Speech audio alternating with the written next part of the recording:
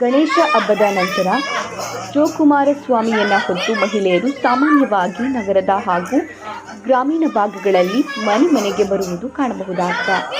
ಮನೆ ಮನೆಗೆ ಸಮೃದ್ಧಿ ಹೊತ್ತು ತರುವ ಜೋಕುಮಾರಸ್ವಾಮಿ ರಾಜ್ಯಾದ್ಯಂತ ಗಣೇಶ ಹಬ್ಬವನ್ನು ಅದ್ದೂರಿಯಾಗಿ ಆಚರಿಸಲಾಗಿದೆ. ಗಣೇಶ ಹಬ್ಬವನ್ನು ಸಂಭ್ರಮದಿಂದ ಆಚರಿಸಲಾಗಿದೆ.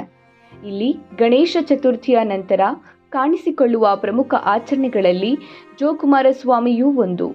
ಗಣೇಶ ಚತುರ್ಥಿಯ 5ನೇ ದಿನ ಅಂದರೆ ಅಷ್ಟಮಿಯ ದಿನ ಮೂಲ ನಕ್ಷತ್ರದಲ್ಲಿ ಜೋಕುಮಾರಸ್ವಾಮಿಯ ಜನನವಾಗುತ್ತದೆ.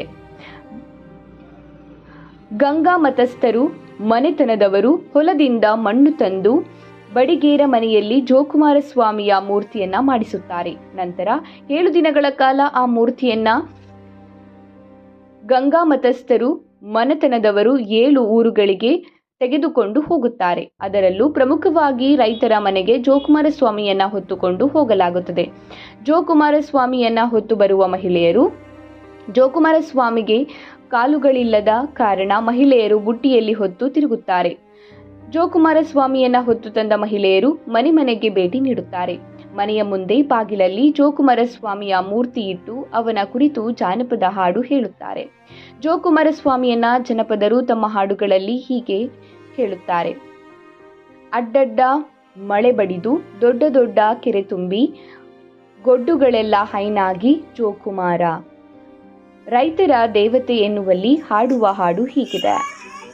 ಹಾಸ್ಯಾಸಿ ಮಳೆ ಬಡಿದು ಬಿಸಿ ಬಿಸಿ ಕೆರೆ ತುಂಬಿ ಬಾಸಿಂಗದಂತ ತೆನೆಬಾಗಿ ಗೌಡರ ರಾಶಿಯ ಮ್ಯಾಲೆ ಸಿರಿಬಂದು ಜೋಕುಮಾರಸ್ವಾಮಿ. ಗೊಡ್ಡುಗಳೆಲ್ಲ ಹೈನಾಗಿ ಜೋಕುಮಾರ, ಗುಡ್ಡಗಳೆಲ್ಲ ಹಸಿರಾಗಿ ಜೋಕುಮಾರ. ಹಾಸ್ಯಾಸಿ ಮಳೆ ಬಡಿದು ಬಿಸಿ ಬಿಸಿ ಕೆರೆ ತುಂಬಿ ಬಾಸಿಂಗದಂತ ತೆನೆಬಾಗಿ ಜೋಕುಮಾರ.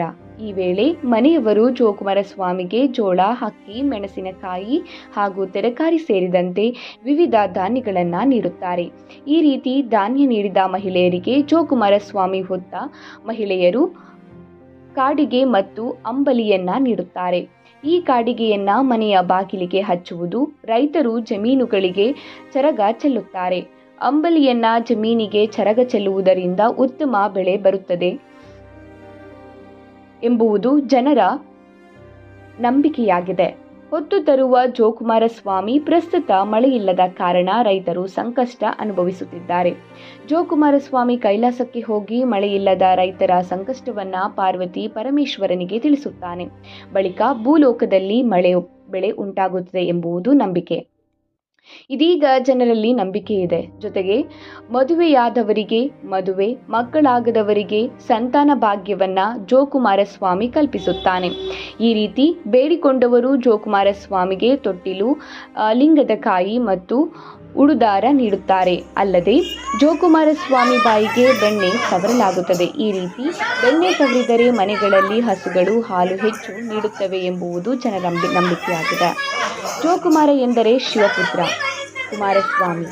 ನಾಡ ಜನಪದರು ತಮ್ಮ ಪ್ರೀತಿಯ ದೈವವಾದ್ದರಿಂದ ಆತನನ್ನ ಮುದ್ದಿನ ಕುಮಾರಸ್ವಾಮಿ ಎಂದು ಬಣ್ಣಿಸಲಾಗುತ್ತದೆ. ಜೋಕುಮಾರ ಎಂದು ಕರೆಯಲಾಗುತ್ತದೆ.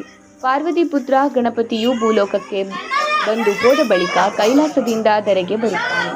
ಶಿವಪುತ್ರ ಕುಮಾರಸ್ವಾಮಿ ಅಥವಾ ಷಣ್ಮುಖ ಲೋಕಪ್ರಭುವಾದ ಪರಮೇಶ್ವರ ಶಿವನ ಮೊದಲ ಮಗ ಗಣಪತಿಯು ಪ್ರಭುತ್ವದ ಪ್ರತೀಕವಾದರೆ ಕಿರಿಯ ಮಗ ಕುಮಾರಸ್ವಾಮಿಯು ತನ್ನ ಲೋಕಾನುಗ್ರಹ ಬುದ್ಧಿಯಿಂದ ಜನಪದರ ದೈವವಾದನು. ಗಣಪತಿಯು ಶಿಷ್ಟ ದೇವರಾದರೆ ಷಣ್ಮುಖನು ಜನಪದರ ದೈವವಾದನು. ತಮ್ಮ ಕಷ್ಟಕ್ಕೆ ಕರಗಿ ಶಿವ ಕಾರುಣ್ಯವನ್ನ ಲೋಕಕ್ಕೆ ಉಣಬಡಿಸಿದ ಕುಮಾರಸ್ವಾಮಿಯನ್ನ ಜನಪದರು ಪ್ರೀತಿಯಿಂದ ಜೋಕುಮಾರ ಎಂದು ಕರೆದು ಗೌರವಿಸುತ್ತಾರೆ. ಗಣೇಶ ಸವಿಸವಿಯಾದ ಭೋಜನ ಸವಿದು ಹೋದರೆ ಜೋಕುಮಾರಸ್ವಾಮಿ ಮನೆ ಮನೆಗೆ ಸುತ್ತಿ ಜನರು ಪಡುವ ಕಷ್ಟಗಳನ್ನ ನೋಡಿ ಅವುಗಳನ್ನ ಶಿವನಿಗೆ ತಿಳಿಸುತ್ತಾನೆ. ಜೋಕುಮಾರಸ್ವಾಮಿ ಹೋದ ನಂತರ ಮಳೆಯಾಗುತ್ತದೆ ಎಂಬುದು ಜನರ ನಂಬಿಕೆ. 7 ದಿನಗಳ ಕಾಲ ಜೋಕುಮಾರನನ್ನ ಹೊತ್ತು ಸಾಗುವ ಮಹಿಳೆಯರು ನಂತರ ತಲೆಗೆ ನೀರು ಹಾಕಿಕೊಂಡು ಸ್ನಾನ ಮಾಡುತ್ತಾರೆ. ಆಮೇಲೆ 3 ದಿನಗಳ ಕಾಲ ಊರಿನ ಯಾವ ಮಡಿವಾಳರೂ ಬಟ್ಟೆಯನ್ನ ಒಗೆಯುವಂತಿಲ್ಲ. ಜೋಕುಮಾರನನ್ನ ಬಿಸಾಕಿದ ಸ್ಥಳದಲ್ಲಿ ಕಲ್ಲಿಟ್ಟು ಪೂಜಿಸಿ ಎಡೆ ತೋರಿಸಿ ದಿನ ಮಾಡಿ ಮುಗಿಸಿ ತಮ್ಮ ಕಾಯಕ ಪ್ರಾರಂಭಿಸುತ್ತಾರೆ. ಪ್ರತಿ ವರ್ಷ ನಾವು ಜೋಕುಮಾರ ಸ್ವಾಮಿ ಹಬ್ಬವನ್ನ ಆಚರಿಸುತ್ತೇವೆ. ಗ್ರಾಮದ ಹೊರಗಿರುವ ಕೆರೆಗಳಿಂದ ಮಣ್ಣನ್ನ ತರುವ ಮಹಿಳೆಯರು ನಂತರ ಅದರಿಂದ ಜೋಕುಮಾರ ಸ್ವಾಮಿ ಮೂರ್ತಿಯನ್ನ ಸಿದ್ಧಪಡಿಸುತ್ತಾರೆ. ಸ್ನಾನ ಮಾಡಿ ಮೂರ್ತಿಯನ್ನ ಬುಟ್ಟಿಯಲ್ಲಿಟ್ಟುಕೊಂಡು 3 ದಿನಗಳ ಕಾಲ ಮನೆ ಮನೆಗೆ ಭೇಟಿ ನೀಡಿ ಧಾನ್ಯಗಳನ್ನ ಸಂಗ್ರಹಿಸುತ್ತಾರೆ ಎಂದು ಆಚರಣೆ ಕುರಿತು ಜೋಕುಮಾರ ಸ್ವಾಮಿಯನ್ನ ಹೊತ್ತು ತಂದ ಮಹಿಳೆಯರು ಮಾಹಿತಿ ನೀಡಿದ್ದಾರೆ.